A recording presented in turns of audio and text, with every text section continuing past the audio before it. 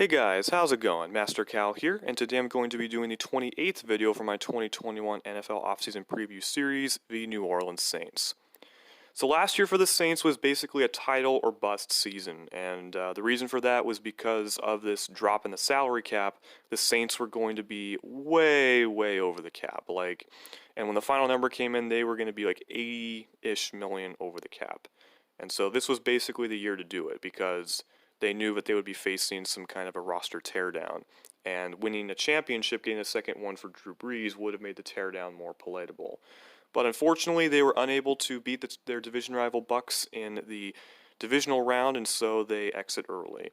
And Brees has an uncertain future ahead. A lot of reports have speculated that he is going to retire, but he hasn't said whether he will yet. So that'll be interesting to follow. And the Saints have been aggressively making moves, and they are almost cap compliant. They still have several moves more to make, and we'll break down all that they've done, as they have been one of the more active teams this offseason already. So their projected starters by cap space. Obviously, you got Brees at quarterback. He enjoyed a fairly solid season last year, but ultimately wasn't enough to lead him past Tampa Bay.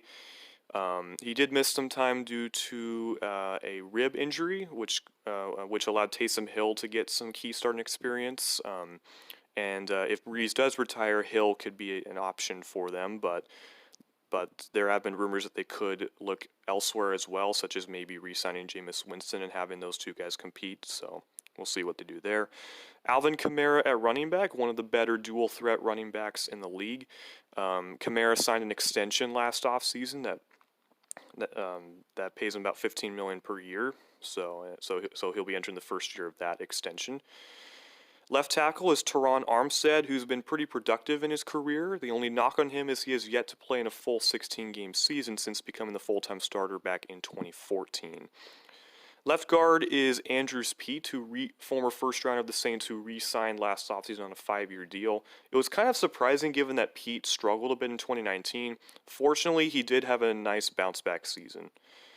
At center, I have Cesar Ruiz, who has a higher cap hit than Eric McCoy. Ruiz was the Saints' first-rounder in 2020 last year out of Michigan, and he had a pretty decent rookie year. And then because of cap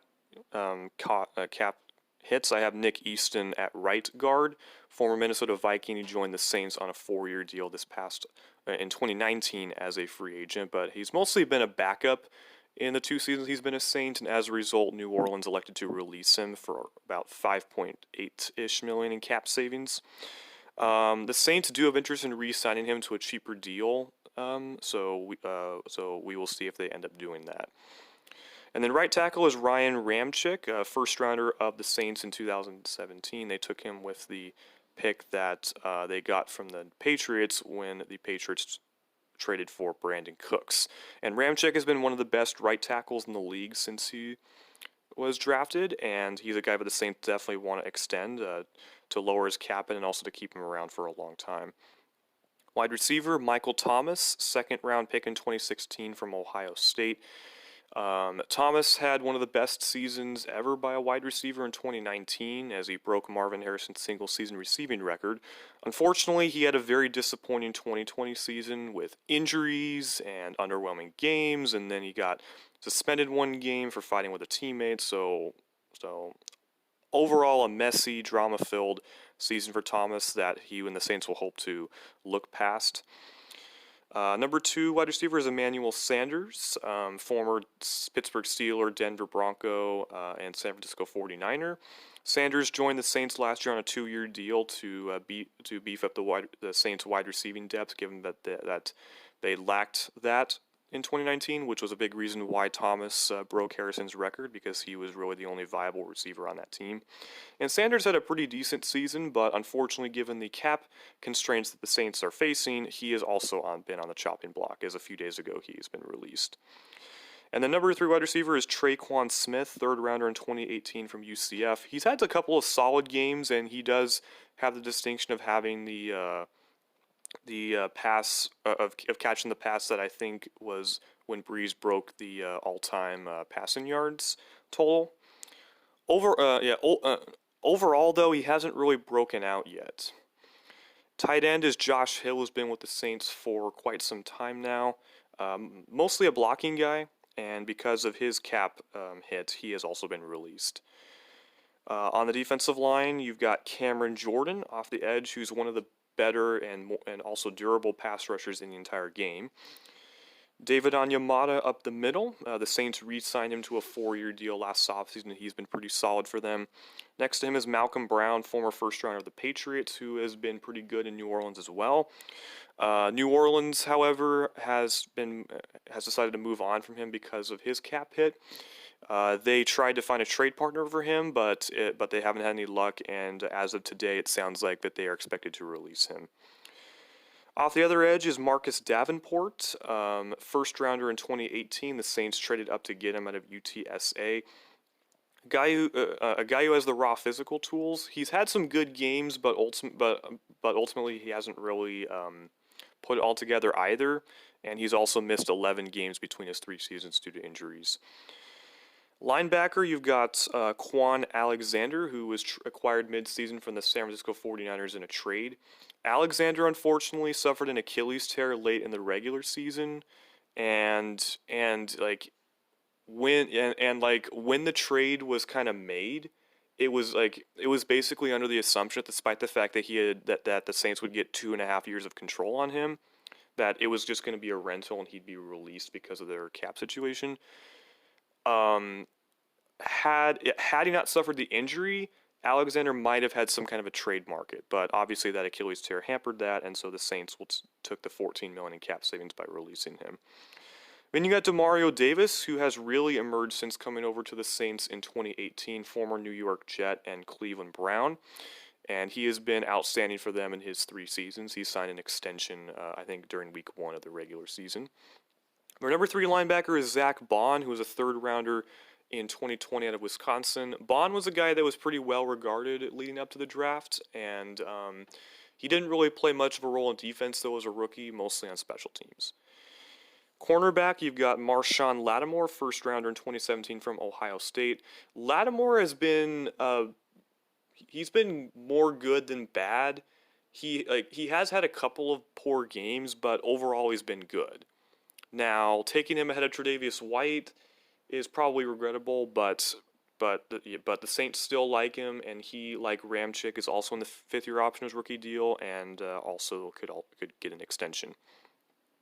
Their number 2 cornerback is Janoris Jenkins, former Ram, former Giant, came to the Saints via way of a waiver claim late in the 2019 season, and he impressed the Saints enough to get himself an extension last offseason. And Jenkins, I think a couple days ago, was released by the Saints, and he's playing pretty solid. He's not the number 1 corner that he once was early in his career, but he can still be a pretty decent 2. And then in the slot, I have Patrick Robinson because of his cap hit, former 1st rounder of the Saints back in 2010, which was the draft after they won the Super Bowl in 2009. Robinson has been only a part-time player the past couple of seasons, and I imagine that he will be released pretty soon. Chauncey Gardner-Johnson, 4th rounder in 2019 from UF, is their actual starting nickelback. And then they only had 1 safety under contract at the end of the season, or after the season ended, and that was Malcolm Jenkins, who came back to the Saints after he helped the Saints win the Super Bowl that year in 2009 as a rookie, and then helped the Eagles win the Super Bowl in 2017. And so Jenkins came back after the Eagles decided not to bring him back. And Jenkins had a pretty good season, bringing good play and also the leadership there.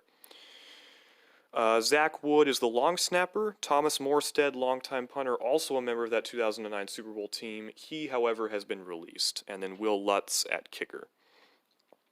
So they're free agents. You've got Jared Cook, whose 2-year deal with the Saints has concluded. He does carry a dead cap hit, though, for this season because of void years, and he was released to help alleviate that a bit. Defensive tackle Sheldon Rankins, former 1st rounder in 2016, who's dealt with injuries and has yet to really break out. Linebacker Craig Robertson. Cornerback P.J. Williams, safety Marcus Williams. Williams received the franchise tag, which was a bit surprising given the Saints cap situation, but the Saints wanted to bring him back, and the franchise tag helps with that. Wide receiver Justin Hardy, cornerback Johnson Badamosi, safety DJ Swearinger, quarterback Jameis Winston. Running back Dwayne Washington, he's been re-signed to a minimum deal. Running back Ty Montgomery, he's also been re-signed by the Saints. Fullback Michael Burton. Backup offensive lineman James Hurst. Defensive lineman Noah Spence, who missed all of last year, I think with an Achilles injury. The Saints re-signed him to a one-year deal. Cornerback Ken Crawley. Wide receiver Benny Fowler. Linebacker Alex Anzalone. Defensive end Trey Hendrickson, who had a monster season last year. He was tied for second in the league in sacks with Aaron Donald behind TJ Watt, so he will be one of the more sought-after free agents when free agency opens next week. Center Will Clapp is a restricted free agent, and then safety JT Gray is a restricted free agent. The Saints re-signed him to a 2-year deal worth $4 million. So the Saints right now, they have grinded their way closer and closer to being cap compliant. Right now they are about 16. They're just under 17 million over the cap, which is obviously that's more palatable than 80 million over the cap. And that does not take into account the presumed release of Malcolm Brown. The Saints have also restructured a lot of contracts as well. So now that the Saints have torn down the roster, what are the positions they could look to add to? Well, they'll probably need another wide receiver, which I imagine will probably come by way of a draft pick. Tight end is now a big need because now Adam Trotman would be the number one tight end, and he didn't really contribute a whole lot. Let's see.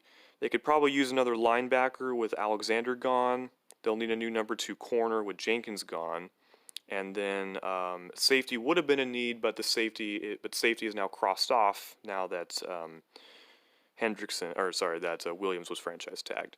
And the Saints do have a replacement punter from Morstead at the moment. So again, to recap, all the Saints moves so far as cuts.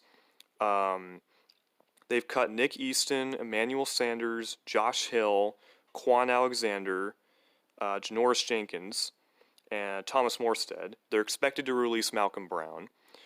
Other guys they could still cut for cap savings, Patrick Robinson is probably one of those guys.